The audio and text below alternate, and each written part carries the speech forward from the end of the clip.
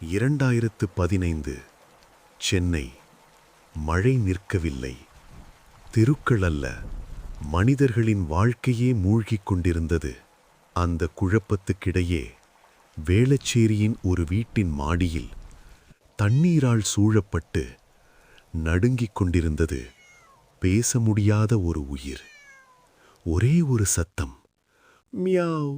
உயிரை காப்பாற்ற ஓடும் நேரத்தில் ஒரு மனிதன் நின்றான். அவன் பெயர் முருகன். அவன் கேட்டது ஒரு பூனையின் பயம். தண்ணீரில் இறங்கினான், கைகளை நீட்டினான். அந்த பூனை தப்பிக்க முயலவில்லை. அவன் தோளில் முகம் புதைத்து நம்பிக்கையுடன் ஒட்டிக்கொண்டது. மீட்பு முகாமிலும் அந்த பூனை அவனை விட்டே பிரியவில்லை. அது புரிந்திருந்தது, இவன்தான் என் மனிதன் என்று. வெள்ளம் முடிந்தது. ஆனால் அந்த நட்பு முடியவில்லை. அவன் அந்த பூனைக்கு வைத்த பெயர் நம்பி. முருகன் சொல்கிறார், நான் பூனையை காப்பாத்தினேன்னு நினைச்சேன்.